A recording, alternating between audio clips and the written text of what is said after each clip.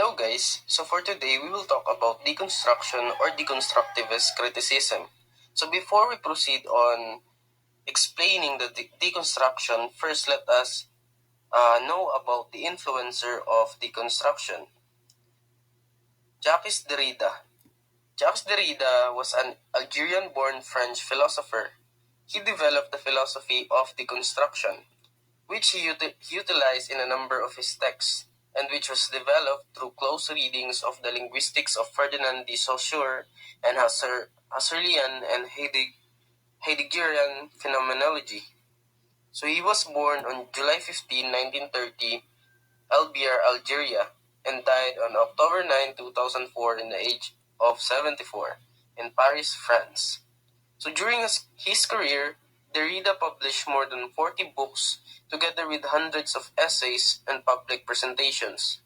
He had a significant influence on the humanities and social sciences, including philosophy, literature, law, anthropology, historiography, applied linguistics, social linguistics, psychoanalysis, music, architecture, and political theory. So now, let us talk with deconstruction. Deconstructive criticism posits an undecidability of meaning for all text. The text has intertwined and contradictory discourses, gaps, and incoherences since language itself is unstable and arbitrary. The critic doesn't undermine the text already dismantles itself. So, as we've been talking about many criticism, we've been talking about where meaning is located. Oh, so is it located in the author? Is it located in the text itself?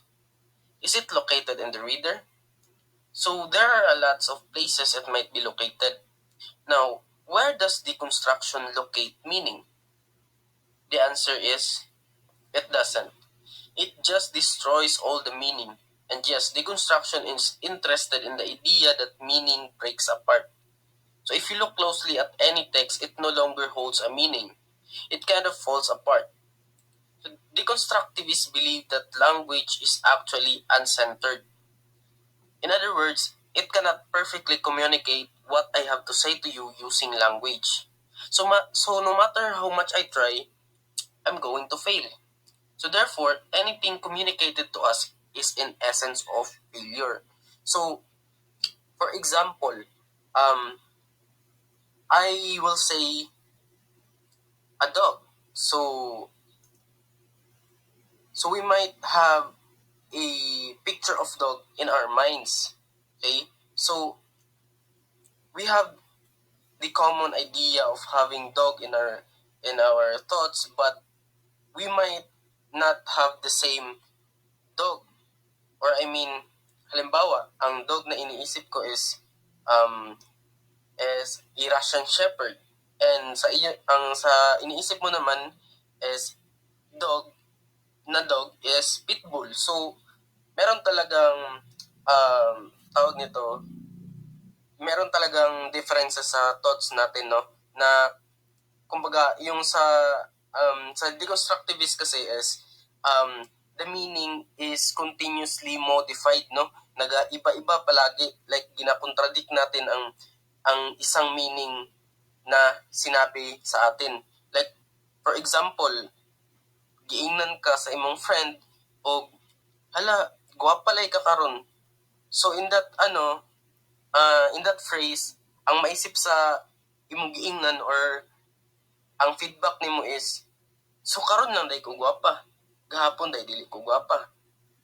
So isip nimo karon na ko gwapa. So that is the feedback, or that ang isip mo na ang isipon sa imuhang gitagaan o comment na hala gwapa lay ka karon. So instead of ang i-get niya na meaning is katong literal na hala gwapa ka karon ana, no. Instead of that meaning, napa siya sarili niyang pagkakaintindi. So halimbawa, humot lay ka karon. So moingon siya, ay karon lang ko humot, so baho day ko, kahapon baho day ko, dati baho jud day ko, karon lang jud day ko ni humot. So ana ba?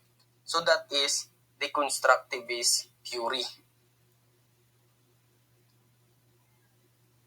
Good day, I'm Matolobi Santoyo and I will discuss the advantages and disadvantages of deconstructivist criticism. So, the advantages are number one, encourage critical thinking.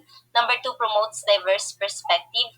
Number three, raises awareness of societal influences. Number four, empowers individual readers. And number five, reader can ask questions about the traditional assumptions and prejudices. Number one, encourages critical thinking. Deconstructivist criticism empowers individual to question and analyze underlying assumptions and structures within cultural and intellectual framework.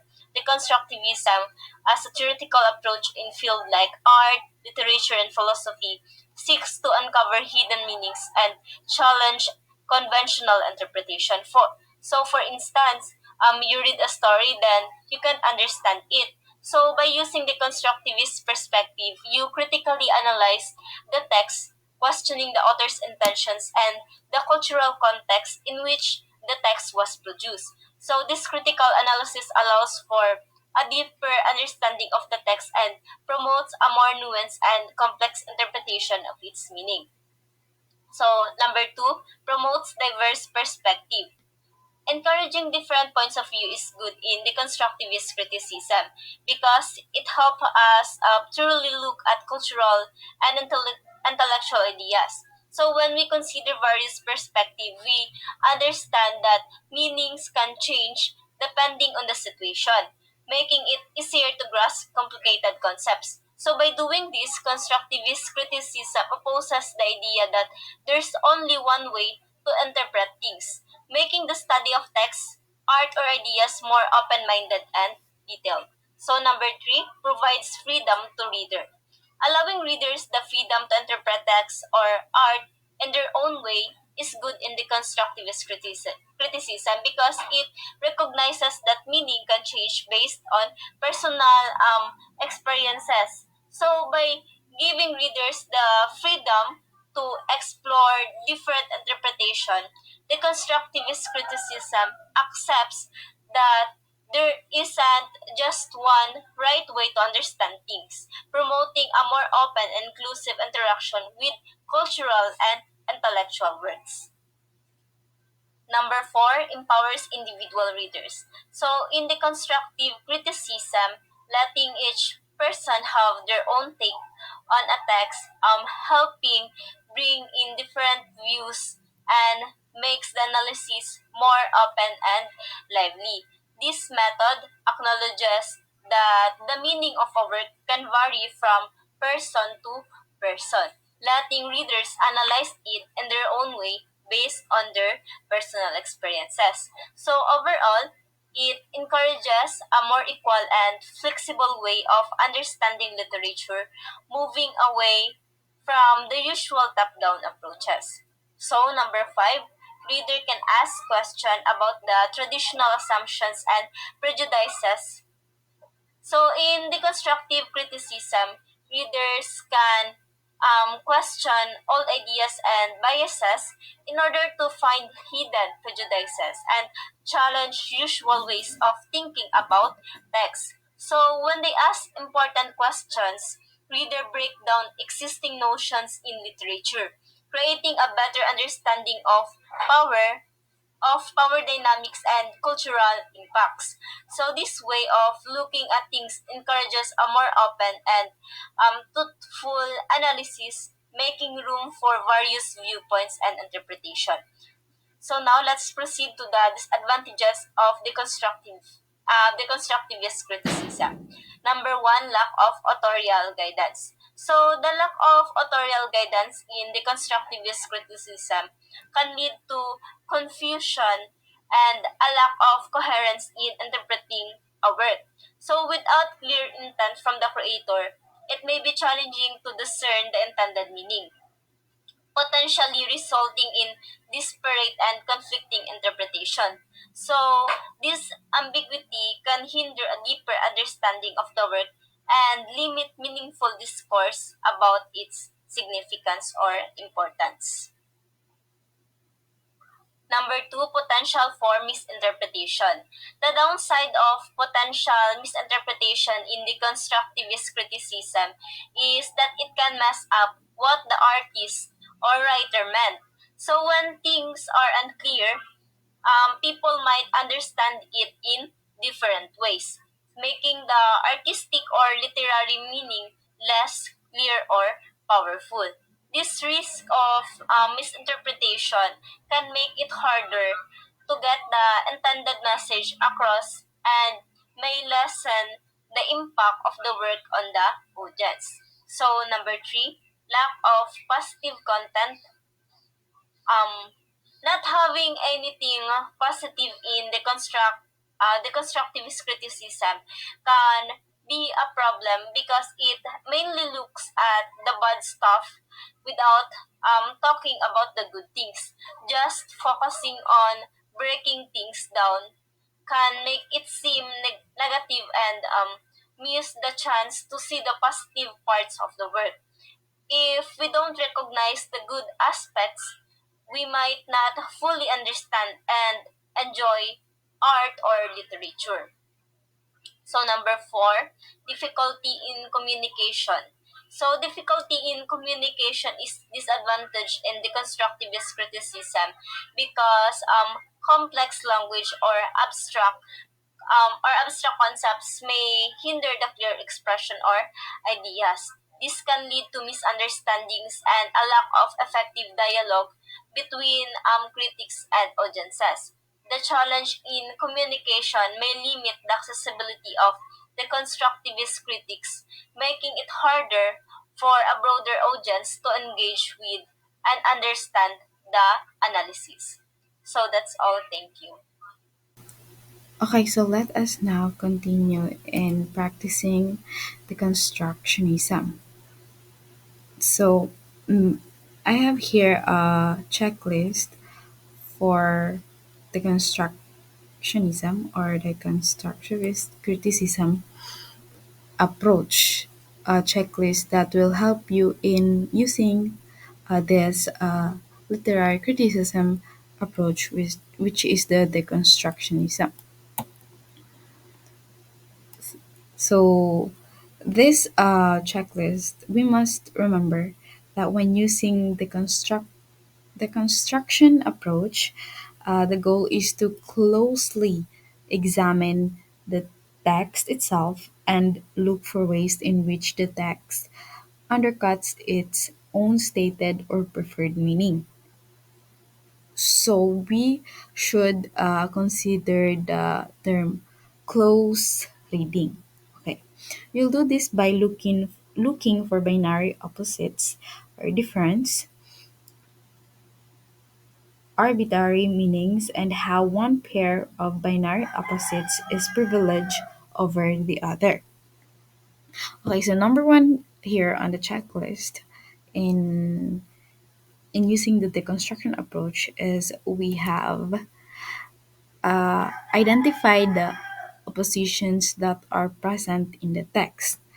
So I have here if you are given a task to use the deconstruction approach and you are given a sample literature, let's say a poem. Here is a sample question in this thing you should consider in identify the oppositions that are present in the text. An example question would be, what is the form of this poem or of the certain literature? Like what type of poem do we traditionally associate with this form? How does the choice of this form complicate our interpretation of this poem? Okay, yeah, so like that. Number two is we need to determine which member of the binary opposite pair seems to be preferred by the text. So an example question here, if For example, we are given to use the again to use the deconstruction. I'm sorry, the construction approach. Okay, an example question here is if you're about to critique a poem, is what assumptions do we have to have in order to make the claim the poem is making?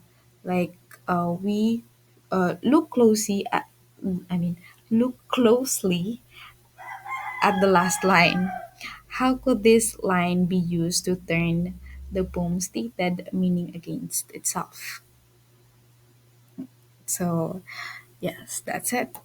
And then the third here, the thing you should consider, okay, is look for the evidence that contradicts this preferred or favored meaning of the literature.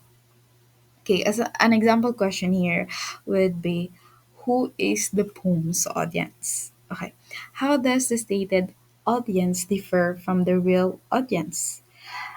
How does our knowledge of the real audience affect our reading of the poem, and what is it trying to accomplish? So, yeah. And then lastly, number four is expose how this evidence undercuts the text meaning. So, example question would be, find one line in the poem and look for contradictions within that line.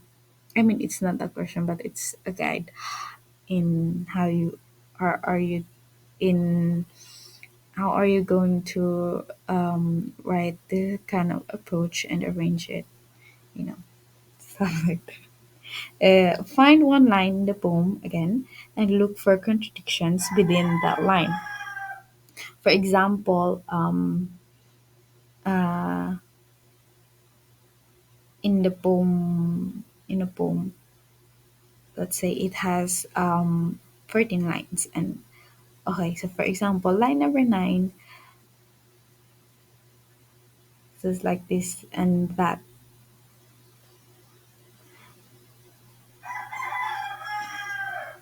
So yeah, in the poem, so again, for example, in the poem entitled "Death," I mean, entitled "Death, Be Not Proud" by John Donne,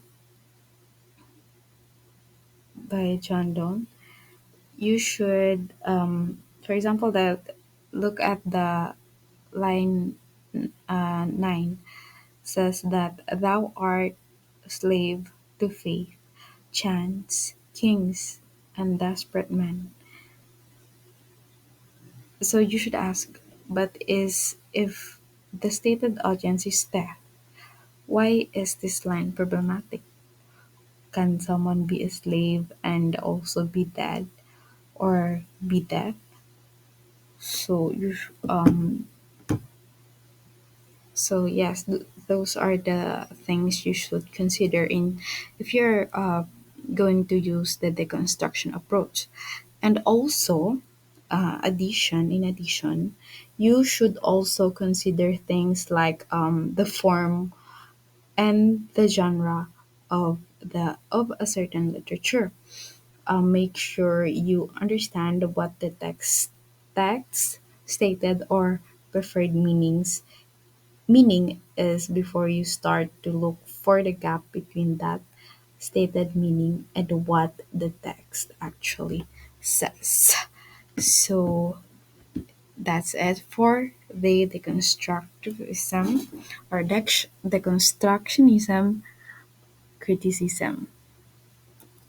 Thank you and God bless us all.